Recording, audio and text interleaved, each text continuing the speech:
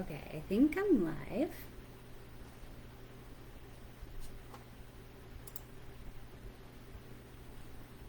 Okay. I think I'm live, so at least I hope I am.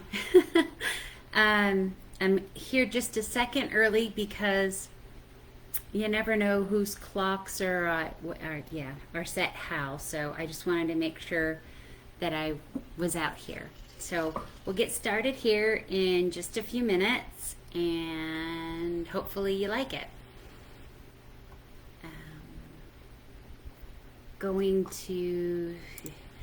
It's going to be complicated for me to see any comments, but I'll do my best to see them as they pull up. Okay.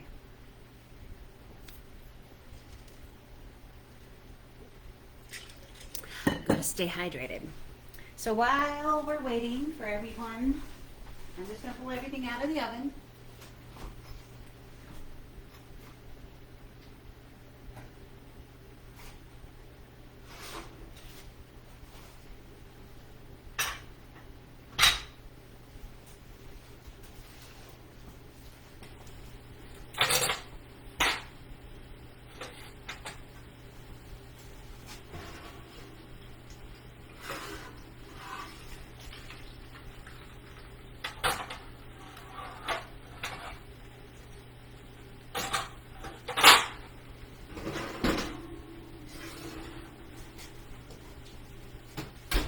Okay, looks like we got it.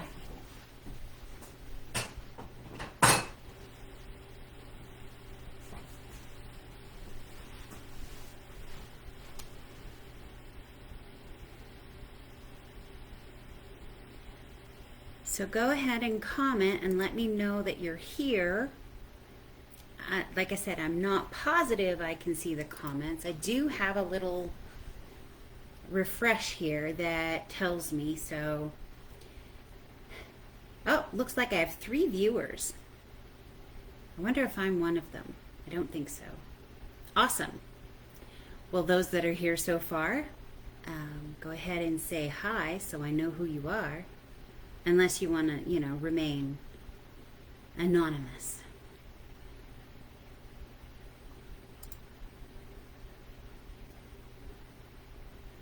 Okay. So what I'm going to do here is we're gonna do a couple of different things. I'm going to talk about some options, and I'm going to put together some things just to kind of show you how I prepare things to be a little bit healthier. I'm going to put my apron on first because I'm wearing white. And I think it's Murphy's Law or something that when you wear white and you're cooking, you're going to spill something on it. So I'm going to do this. Looks like we have 3 comments so far, so I might actually be able to see who you are. Don't know. Can you hear me okay? I hope I'm talking loud enough. I noticed earlier that the volume was a little bit low, so let's see. Hi, Chris. Hi, Joe. Okay. Alrighty, so no, I have no candy. No candy at all, Joe. No candy. That's a bad thing. All right, let's get started here. What we're going to do is start off with, when you're preparing a meal, obviously you want to make sure that everything is done at around the same time. So I'm going to start with putting together what I would do for the au gratin, because that takes a minute. Now, before I do this, I would have put together something for dessert.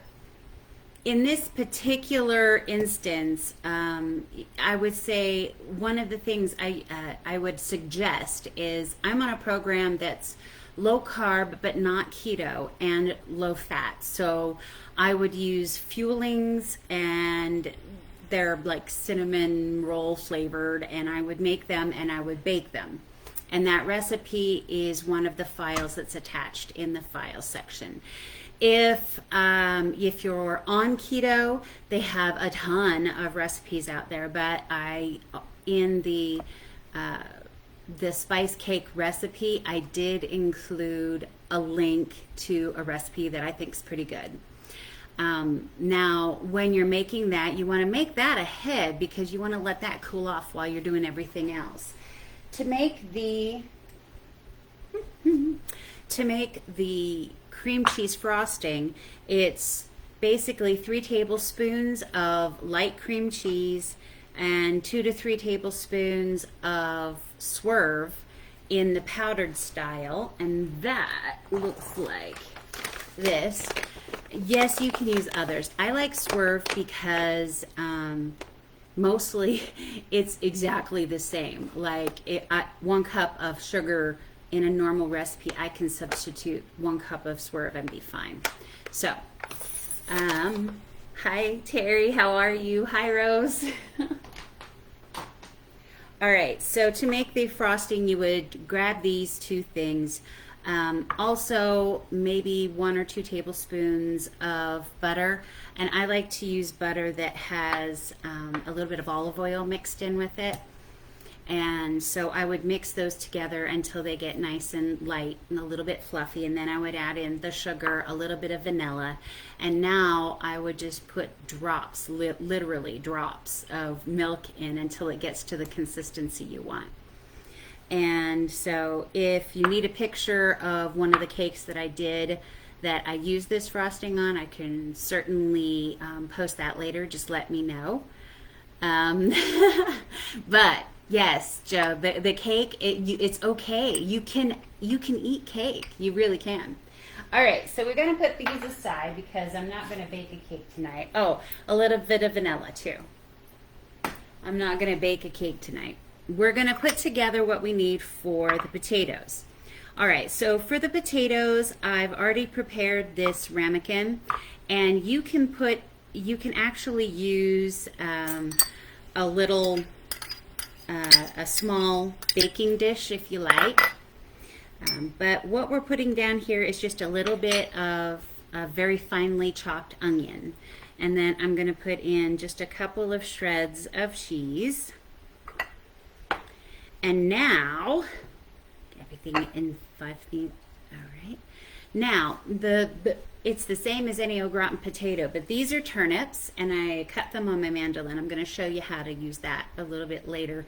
They're amazing. Love mandolin. Anyway, so this is a turnip. I peeled it, and then I sliced it with this and in quarters. And so now I'm just going to put a layer of turnips down and pretend it's potatoes. All right, and so you see here, now I can take a little bit of my seasoning mix. My seasoning mix is made from Borsari seasoned salt, very light on the salt. You always have to keep it easy on the salt because salt's going to make you hold fluids. And then I like to use the grinder for my Italian seasoning because it's fresher, right? So, and that's just McCormick, and I've already done that in here, and I put a little bit of garlic powder. So I'm just going to take literally a pinch and just kind of sprinkle it on here. And then a little bit more cheese. Okay.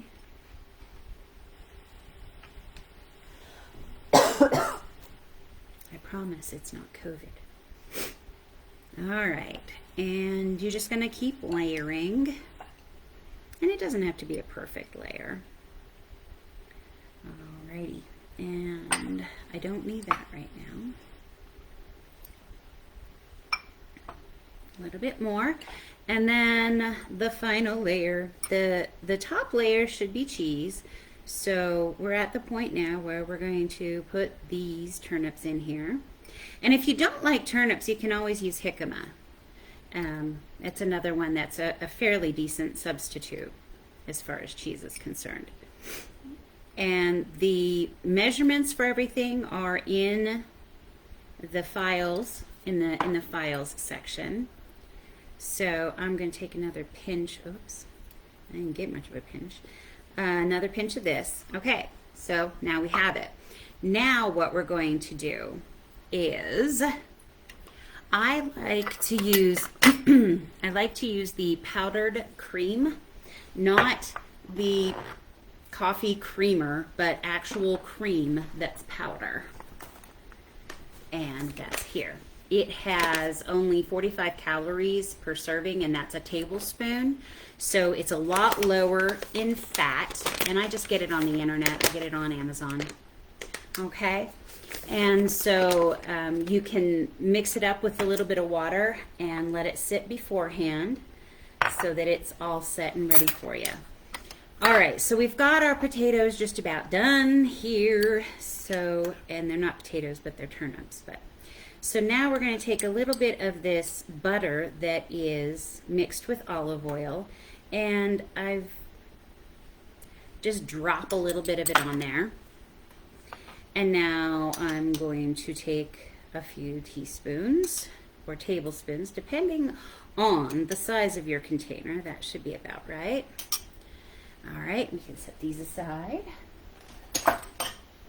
So now we've prepared this. You're going to cook this in the oven at about 350 until the turnips are tender, like it would for a potato, and the top will be a golden brown. In fact, it'll look very similar. Well, I guess I should set this over here so I don't get it in my way. It will look very similar. I know, I'm out of screen. It'll look similar to this. This is the au gratin potato. What do you think?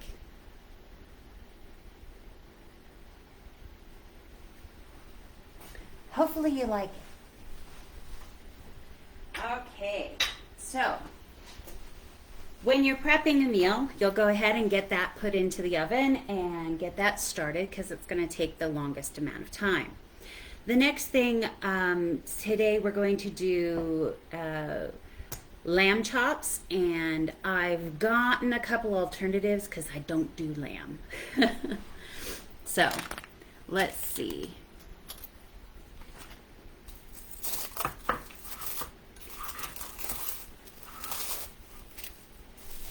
I wonder if my magical assistant over there can get me something out of the fridge. Ah, he's gone. He's so magic, he disappeared without me even knowing it. Can you believe that? Okay.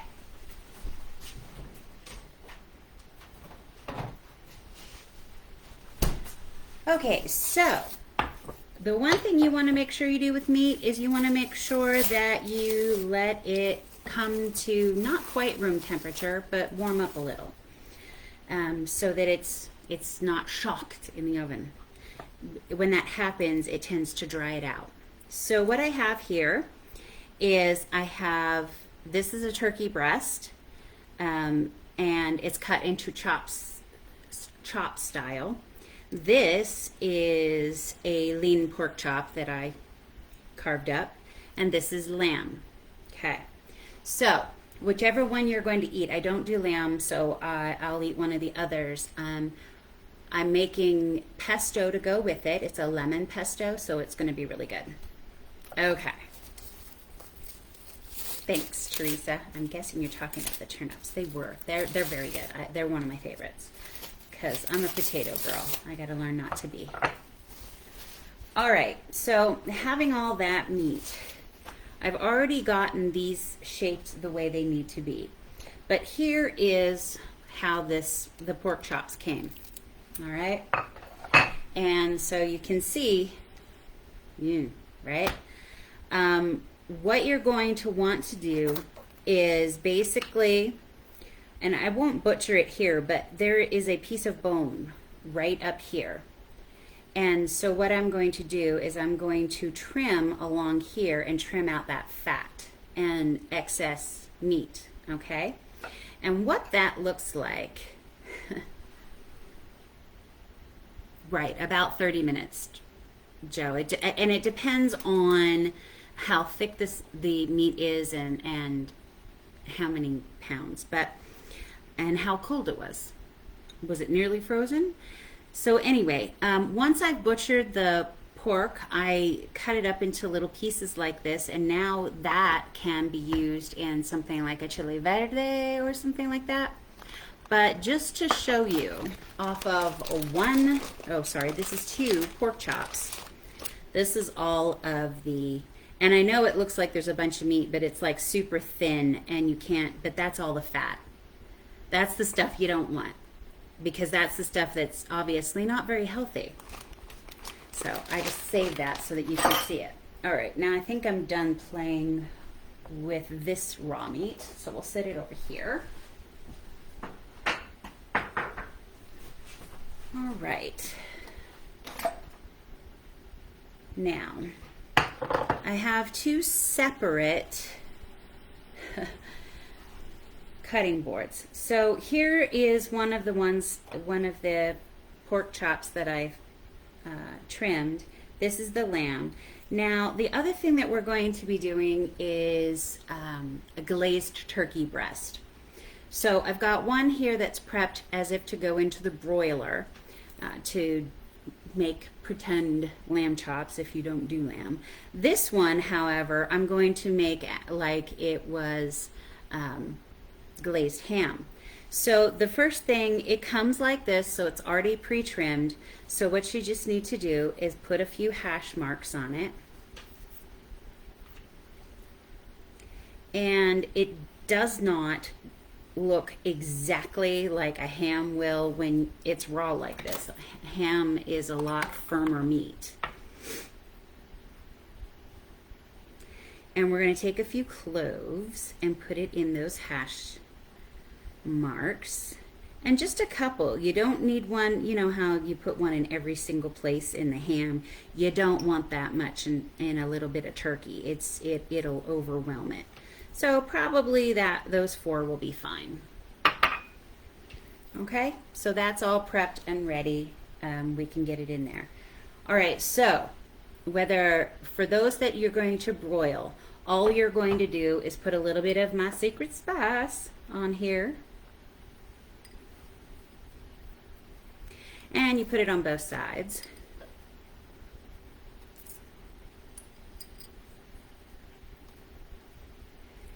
Like I said, a little bit goes a very long way. All right.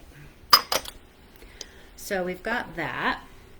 And now you're going to put it on the broiler, and you broil it 5 to 6 minutes on either side until it is lamb. You want no more than medium.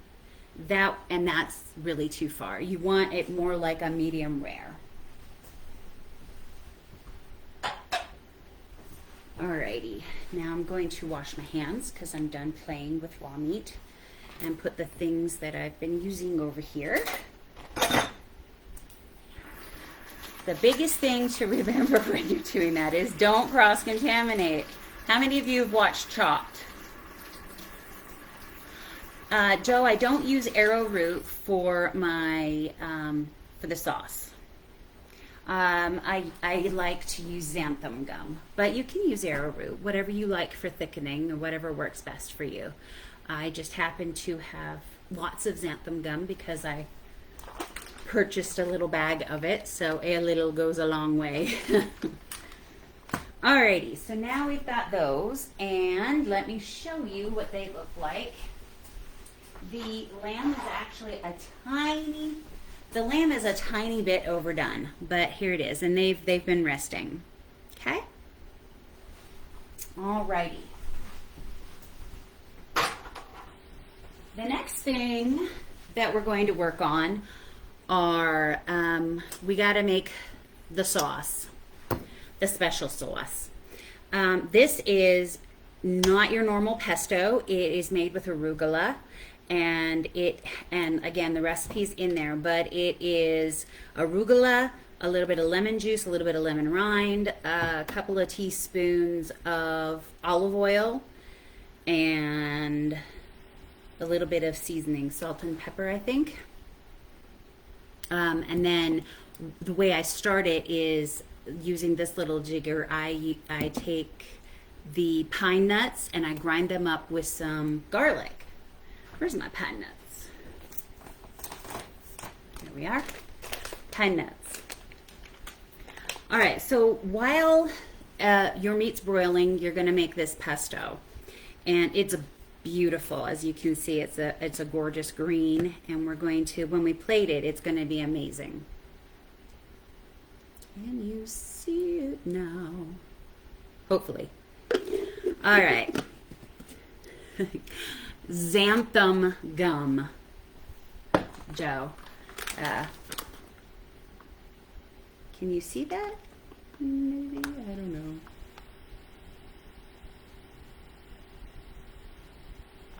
Alrighty, so, all right, we've got all that taken care of.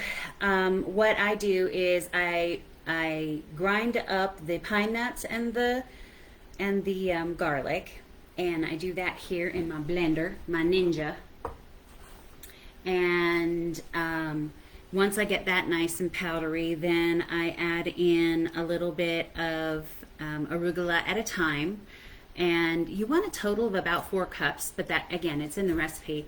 And that's for probably 4 servings of lamb. So, you know, you're not using a whole bunch of the pesto for each one. Okay, so then once you get it to the point where all of the arugula is starting to blend up really well, you start adding in, you add in 2 teaspoons of lemon juice, a teaspoon of lemon rind. I put in just a tiny bit, again, of salt, the secret seasoning. And my secret for this one is I put in a little bit of mint, right? So lemon mint. It's not on the recipe.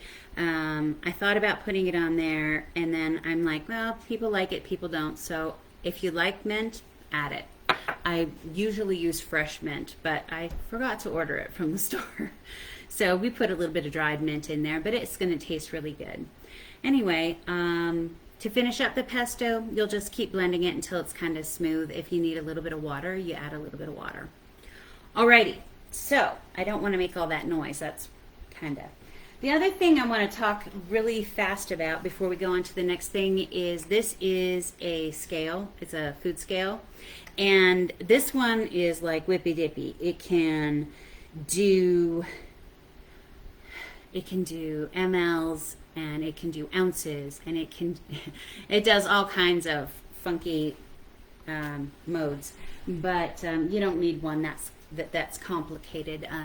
Just get a digital scale, because you think that you're doing something that's the right portion, but like that lamb, how many ounces? I should have probably about 5 ounces once it's cooked. And keep in mind that has the bones. So we can do a test. Let's see how much that lamb weighs. So if I turn this on and I'll just grab the paper towel. All right, so it is currently at 0. And if I put this on here, we are at 3.55. So 2 lamb chops will be a serving once we get rid of the bone, right? Okay. Now, I'm good at cooking multiple things, so we're going to go on to the glazed turkey breast. What I do with that is I take a little bit of the Walden Farms pancake syrup, and you can use any kind of sugar-free pancake syrup. I like the Walden Farms because it's basically nothing. So I take probably 2 tablespoons of that with 2 tablespoons of the Swerve in the brown sugar style, and mix that together here. And then the other thing I add to it is called liquid smoke, and this one is mesquite. They've got like mesquite and applewood and hickory, but this stuff, when you open it, don't perforate the whole thing if it doesn't have a flip top for you to put drops in, make sure you just put one little hole like I did here. I don't know if you can see that.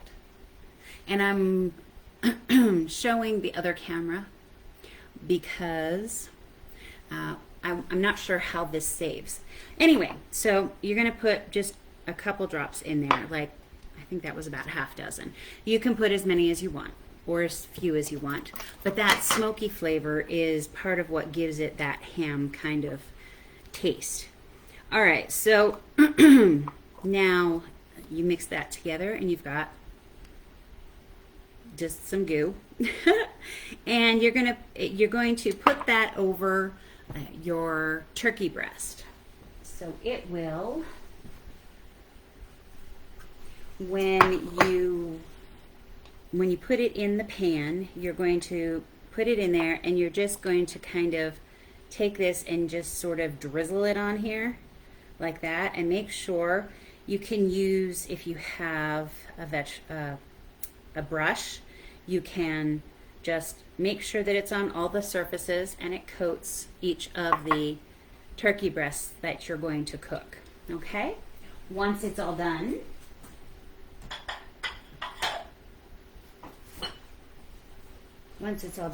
this one's a little too done. Again, you know, joys of life cooking. There's the turkey breast. Okay? Kind of looks like ham, right? Whoop, it kind of fell. So you'll notice that the stuff around here, the brown sugar swerve and things, gets a little darkened, and that's okay. Add a little more water to it. I usually add probably about, I don't know, for that one I did less than a quarter cup, but if you're doing multiple breasts, you can, or a larger, more like a roast of turkey breast, you can, you know, add like a third of a cup or something like that. And make sure you have a little bit of water down there so while you're cooking it, it doesn't completely burn and get hard.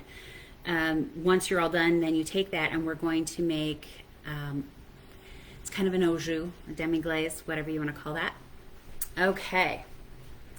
Alrighty, so now, got that and we've got that. Okay, so we're going to we stick the turkey in the oven and we get that done. We're saving our broiled meat to last because we want that to cook and be done and resting as we're plating the rest of it so that it's not overdone or too dry. The next thing is we're going to look at a little bit of asparagus.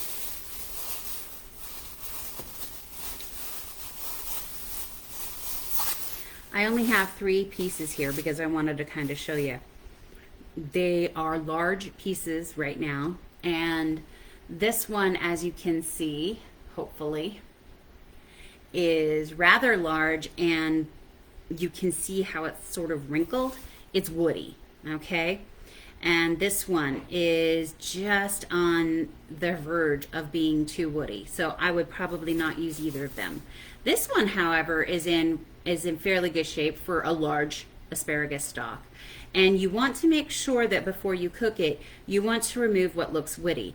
And the best way for me to tell you to do that is if you look at it, you can see down here where there's a difference in color. You can see where it's starting to brown, starting to wrinkle. That's where it's woody. So you want to bring up to here and like green beans, you snap them.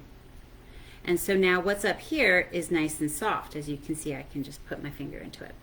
All right, so to make the asparagus, you're going to get a small cookie sheet, put some parchment paper on, and then we're going to spray it with a little bit of EVOO. And I just got this on Amazon, doesn't matter. You just spray it. Takes maybe 1 or 2 sprays. I think 1 is what I used for a whole pan, a whole bunch of asparagus. And then some of my secret seasoning, just sprinkle a little bit of that, a little bit of extra garlic, and then I take and just squeeze a little bit of fresh lemon juice on it. And when you're squeezing a lemon, remember to squeeze like this, because if you squeeze like that, what are you going to get? Seeds. All right. Yeah, leeks definitely are woody at the bottom. All right, so the other thing that I do is I use my mandolin to slice some of the, where'd it go? Lemon. And that's how thin it can slice the lemon for you, that you can see through it. And so I just toss a couple of those on top of the asparagus for it to cook. And through the, again, once again, the magic of modern technology, we have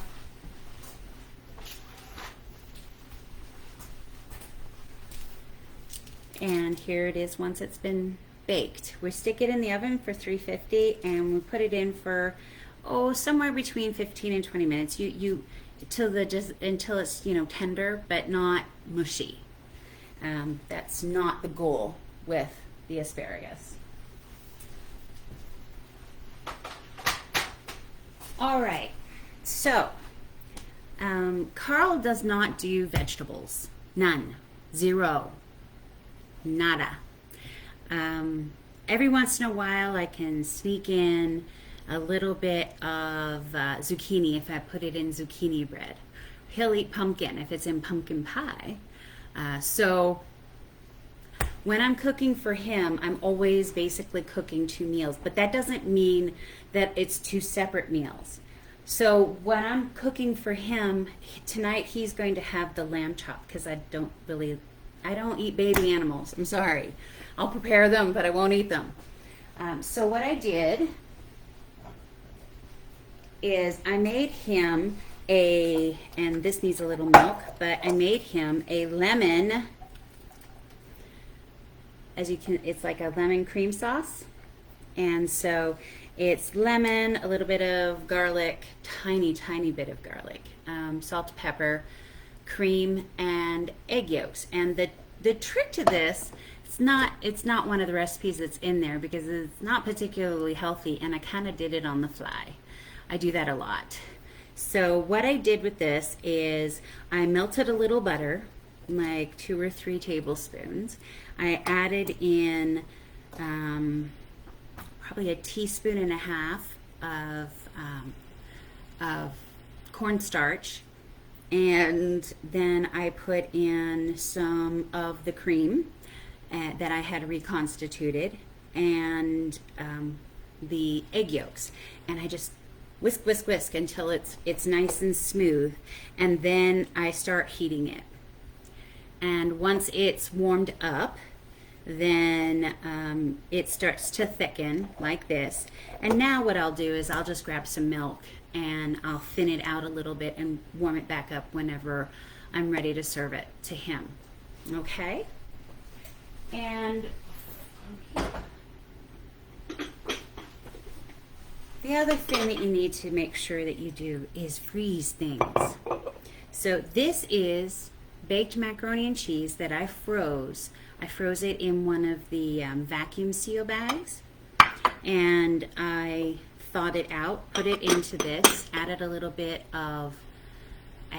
butter, like 1/2 teaspoon, and a couple of tablespoons of milk so that it wouldn't dry out, and then I sprinkled a little fresh cheese on top. Rebaked it. He's got mac and cheese for tonight. Or I could have just as easily grabbed one of the freezer packs I have of au gratin potatoes, but he just had that last night. So tonight he's getting mac and cheese.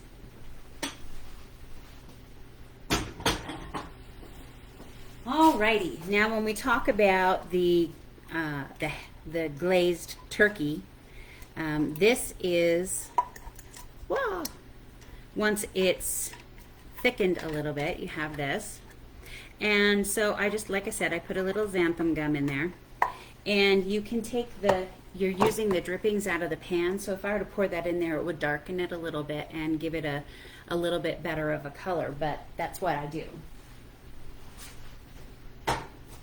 Okay, so now we're going to get ready to plate, and I am sorry, we're past time. If everyone can hang with me for another couple of moments, I can show you how to do some of this. So the first thing I'm going to show you how to work is my little mandolin. It's pretty cool. So these are young cucumbers, And so I'm just going to put this in here, and hopefully I can, there we go. All right. So here you can dial and you can decide you want it thin or thick. This one's set really thin because I was slicing the lemon, so I'm going to make it a little thicker. And then this one, this knob, and this is a Pampered Chef one too. So this knob is going to tell me, well, is it just flat or do I want it ridged? You know, ruffled with ridges. Well, we're going to have cucumbers with ridges too. Anyway, so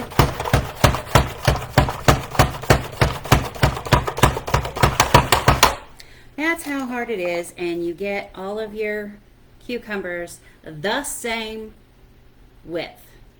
When you're cooking, that is so important. Otherwise, some of them burn, some of them aren't quite done, but I love cucumbers. Okay. And then the other thing that I'm going to do here is get some tomato ready, and I'm just going to do slices and then quarter them, and that's part of the presentation.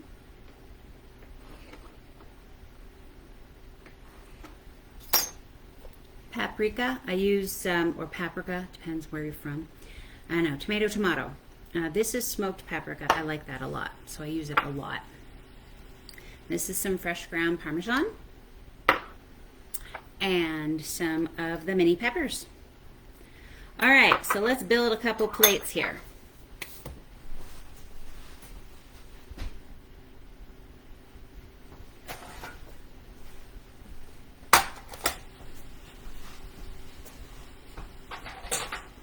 I know, all my food is cold. We're gonna have cold food tonight. No, we'll reheat it, which will be a sad thing for the lamb chops. Lamb chops, you probably, like I said, you probably want to serve two. And the way to do that is to basically, you're gonna lay them down like this, okay? You can choose to lay them up more like that and kind of prop them on your whatever your starch is, potato or whatever. But I know Carl's only going to eat one, so I'm not going to give him two.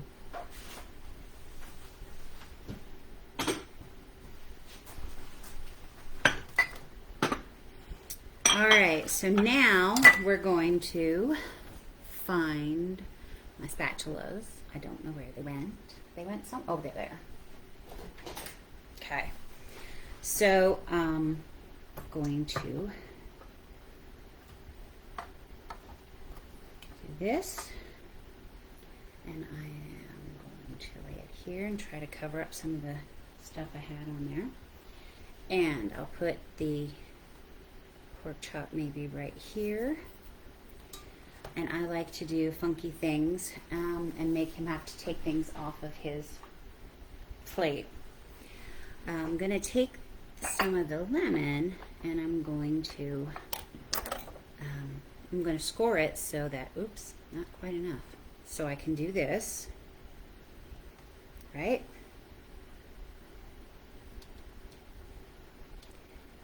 Make it pretty. Stay. Wasn't listening, so. And then, because it's Carl, I'm not going to do too much, but I'm going to put a couple of pieces of arugula on here to make it pretty. Easily removed by him, which he will do promptly. And then, the sauce we have here, like I said, it needs some milk, and I'm not going to waste your time while I get it to the consistency I exactly want. But what you'll do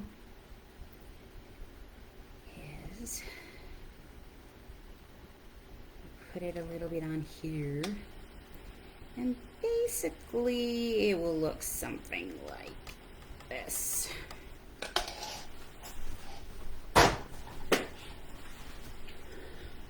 And then I'll make him really mad because he really hates. Alrighty, so we've got that. And ta-da! Can you see that okay?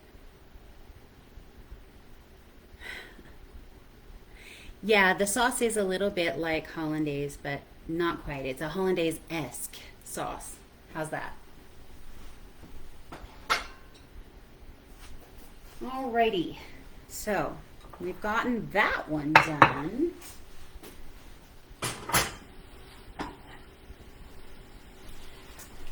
I'm going to set things all over the place here.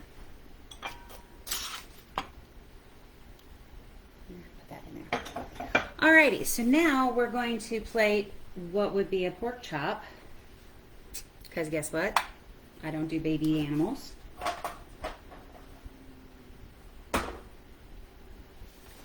And we're going to grab from our asparagus. What I'm going to try to build here is I need 3 of these probably. And so I'm going to build myself a little tower, a little ivory tower that I can live in. The turnips au gratin, I would say this is probably 3 to 4 servings. I'm going to go with 4 because I'm going to give myself a little bit of an arugula salad. So we'll kind of do like this. And a little bit more. And then we kind of get this. And we place that right there. Maybe bring that down just a little. Okay. Ah! Things are going all over the place. All right, and a little bit of this stuff.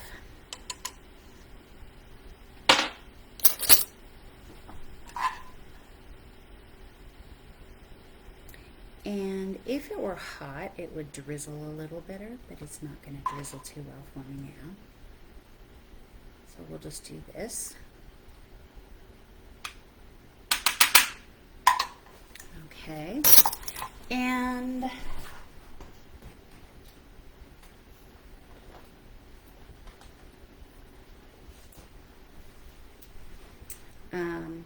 uh-oh, I put it on my pork chop. Why didn't you stop me, people?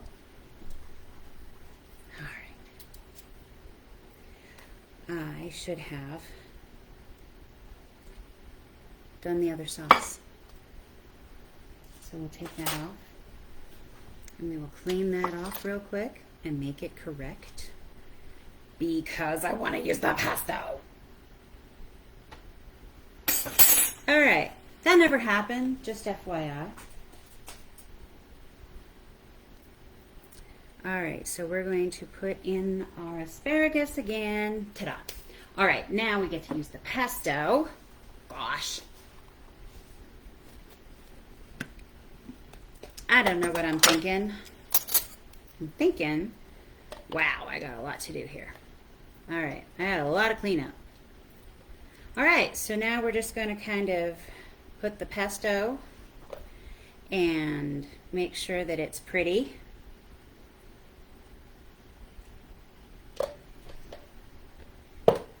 And we've got our little arugula salad going on over here. So I'm going to add a couple of tomatoes and a couple of peppers just for color and a little pinch of Parmesan just to make it pretty. Alrighty. And we've got our slice of lemon, and we'll do a little curl over here because we can. And ta-da! There's the chop with the pesto. All right, finally, if my dog starts losing her ever-loving mind, I love Isabel, but Isabel tends to think that anybody that's coming to the door is a potential predator. So, I know you understand, right? All right, so here we're going to go for the we're going to go for the ham. All right, so, oops, come on. Put the ham right like that. And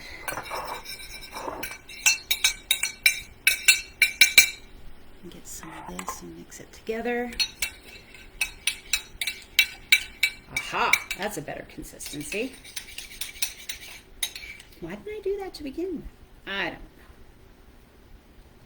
Because I'm silly. I'm probably pretty certain about that. All right. Anyway, that'll work. As usual, making a mess all over the place. Okay. And again, with a little bit of the arugula salad. This time I'm going to add a little cucumber to it. So I'm just going to kind of place it pretty over here. And I'm going to put a little tomato here, like that. And then grab some of the cucumbers for this side.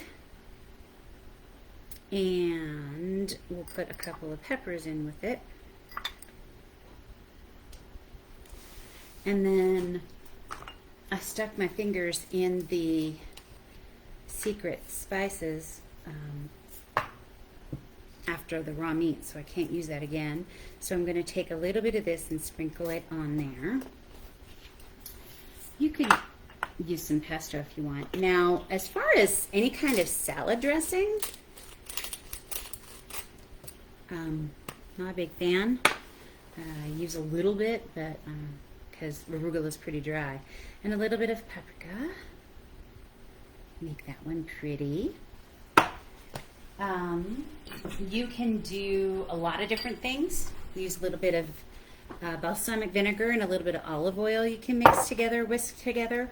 Or you can just take and use balsamic vinegar very gently. What I like to do is do this over a sink or something and put a little on my spoon so that I don't end up, like I just did, glopping all over. And now I can, or you can use a shaker. They have shakers that you can use. There, a little bit of that. Put that there. And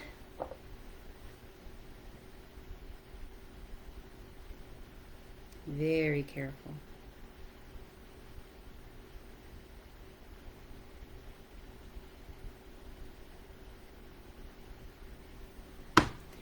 There you go. Ta-da. So we've plated a few things and put it all together. I hope, I'm sorry it ran long, but I had a lot of things I wanted to show you as different alternatives, because I know a lot of people have ham and they don't want to have ham, or they want to have ham in a healthier way, or whatever. So I hope you enjoyed it. And oh, thank you. Yep, thank you, my Moab. So I think that this is something that I'll try to do more often, but stay closer to my time limit, and just kind of, if there's something that you see that I've done and you'd like to see me make it, then just let me know. I've got lots of things. A lot of time I just sort of wing it and try to figure out how I can make meat for him and me, and then I just add a vegetable for myself, and he gets his potatoes and noodles, etc., and bread. But yeah, it was great to see you all, and I hope you liked it, and I hope you have an opportunity to try some of it for Easter. And let me know if you try it. Let me know how it turned out for you and what you think of it. And have an awesome day. And let me know again in the group, how can I help you be healthy and happy every day? Thanks. Bye, everyone. Now it's going to take me a minute to figure out how to end this, but you know. Oh, I think